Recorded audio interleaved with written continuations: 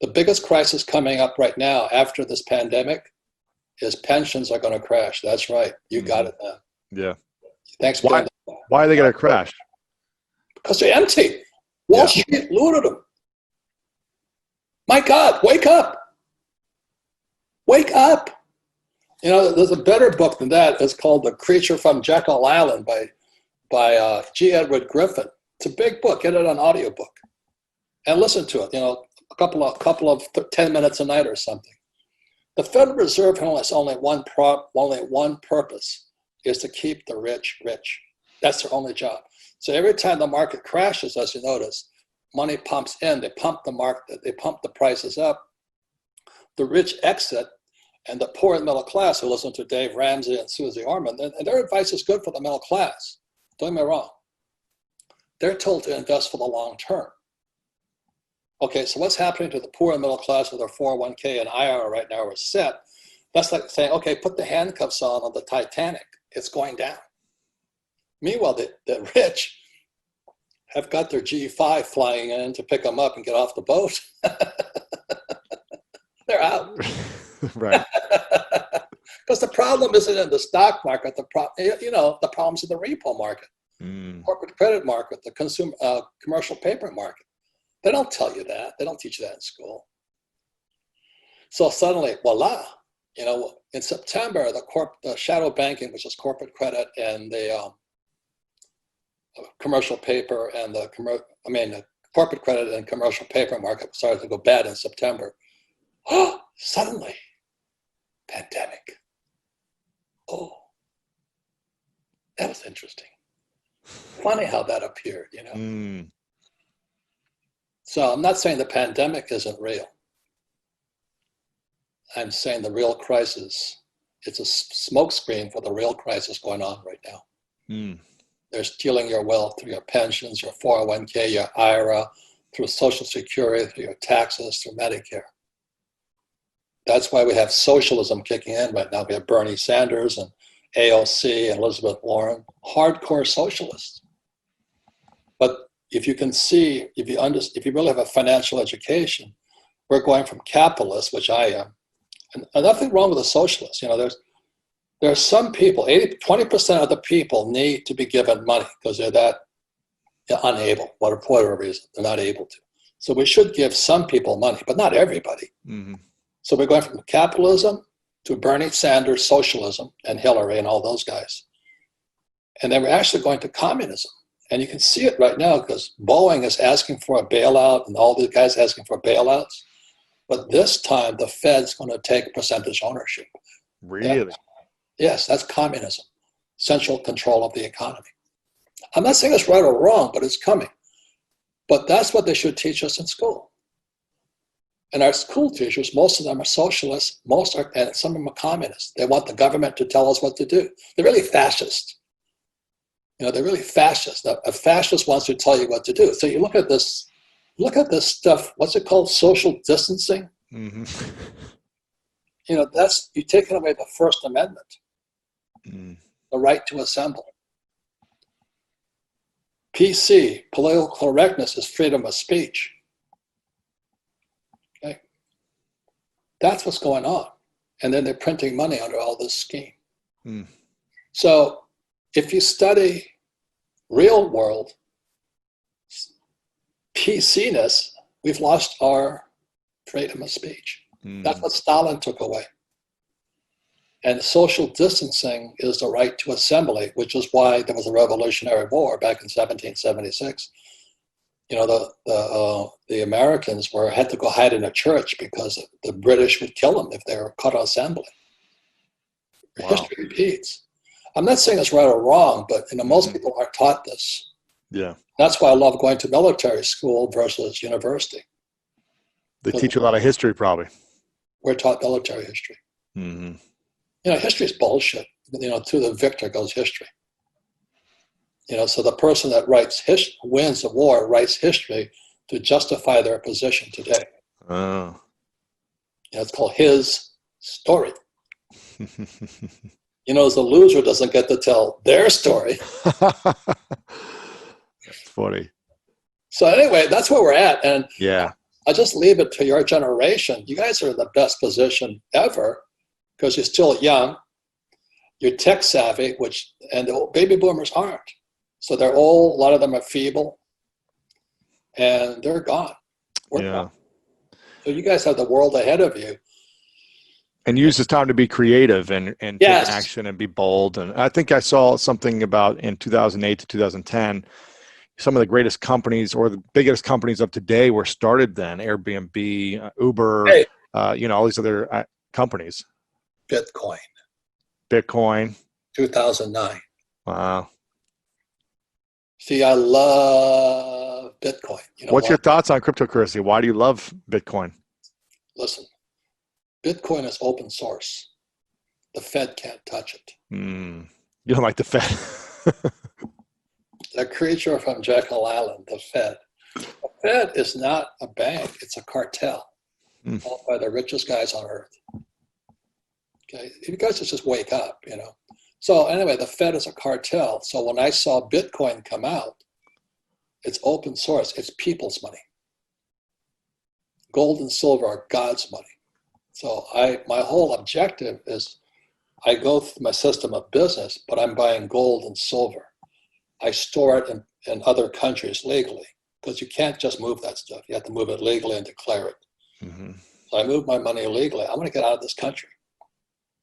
So I keep my wealth outside this country, not because of my government.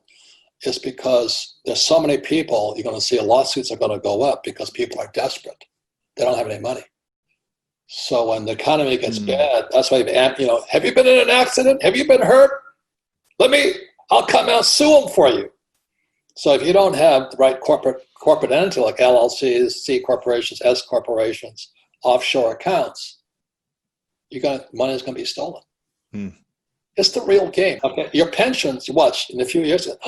He did tell us our pensions are gone. You know what's going to happen? They're going to bail them out again.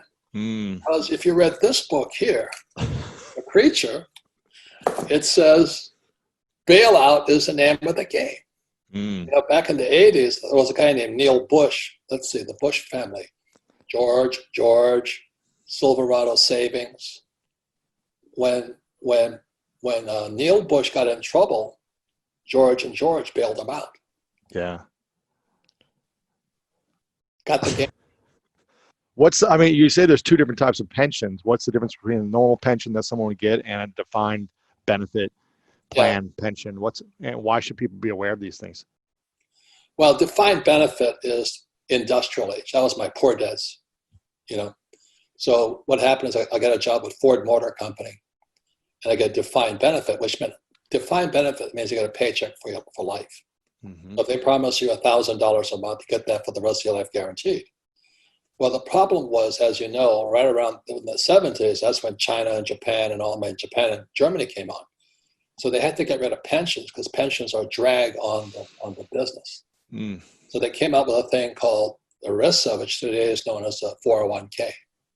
So a 401k type is a defined contribution. So you have defined benefit, which is industrial age. Defined corporation is the 401k contribution. So defined contribution means you only get what you put in. If it's not enough there, aloha. It's not our problem today. So I meet all these millennials who go, I have a 401k. And I said, do you like bending over and picking up the soap? You know what I mean? I go, they don't know the difference. Yeah. Because you know what a 401k means? Fees. Mutual funds, fees. Your money is stolen right out of your pension. Defined benefit, defined contribution. So defined contribution 401k is information age pension. It came about in 1974, just as the baby boomers were entering the workforce. So today, the average baby boomer's 401k has $65,000 in it. The guy with a defined benefit, their annual, they have something like $1 million in it. Wow. The trouble is they're empty. That's what Who's Told My Pensions about. My co-authors, and they have Ted Siddell. He was an SEC attorney, and he became a whistleblower because he saw how much Wall Street was sucking the cash Wow. of pensions. So that's who stole my pension. So he then he made, I think, $39 million last year blowing the whistle on all these Wall Street firms, Goldman Sachs and those guys. What can people be doing when they have this 401k or this pension already that's going to do nothing for them? What should they be doing? Well, what they should be doing is choosing their teachers wisely. Yeah. Because I can tell, I don't need money. Like, I write a book, right? And I get royalties from 50 different book companies throughout the world. Wow. So let's say I write a book, they pay me $10,000 for the right to publish my book. I have zero expenses, but I collect royalties for the rest of my life. I'm still collecting huge royalties off of Rich Dad, Poor Dad. So I created my own assets. I don't need an ETF. I created the cash flow board game, which unfortunately sold out right now. But every time somebody buys one, I get a royalty, whether I work or not. Yeah. And then I borrow money, I buy real estate, and then I use the accounting laws, appreciation, depreciation, amortization, and pay no taxes. Trump doesn't pay taxes either. That's why he won't show his financials. Wow. So you don't pay any taxes right now. Is it because of debt? Is that the main reason, or? Because taxes are incentives. Taxes are, the government wants you to do certain things. For example, when I donate money to, let's say, PBS, public broadcasting, I got a tax break. I donate money to the church, I got a tax break. That's what taxes are. So they tell you, if you do this, we'll give you a tax break. So if I have 500 employees, I get a tax break. If I have real estate because I'm providing housing, I get a tax break. So I use debt to buy real estate. And the more real estate I buy, the less tax I pay. Wow. So that's why Dave Ramsey, his advice is good for that person. But I need debt to buy the real estate so I don't have to pay any taxes. Mm-hmm. Now, real estate's going down right now. But that's why I have LLCs and C corporations, because then they can't get me because I'm protected by a corporate entity. Mm-hmm. And besides, if you read this book here, the creature, you got to get the creature. They're gonna bail me out. So they already bailed me out. They just said, how many employees do we have? So we calculated it up. So they're gonna give me 8 weeks of pay to pay my employees. Really? Wow. Free money. So they'll bail you out. Wow. I love this country. You say don't be go ahead. But you can't do that as an employee. Go to school, get a job. Your mindset is different than an employee. That's Rich Dad and Poor Dad. Yeah. Poor Dad, employee. Rich Dad, entrepreneur. That was the choice I had to make. What if someone's not, like you said, someone's not entrepreneurial minded, or they don't have those skills? Can someone become an entrepreneur, or is it something you're born with? You shouldn't ask that. All kinds of entrepreneurs, if you know what I mean. Yeah, of course. There's drug dealers are entrepreneurs, hookers are entrepreneurs. There's a young girl who works in our neighborhood. She's a babysitter. She's an entrepreneur. Mm-hmm. So everybody can be an entrepreneur, hopefully be a legal one. Yeah. The trouble is it's hard to make enough money if you're not a good entrepreneur. So anyway, it's just up here. Find the teachers. Find the right teachers.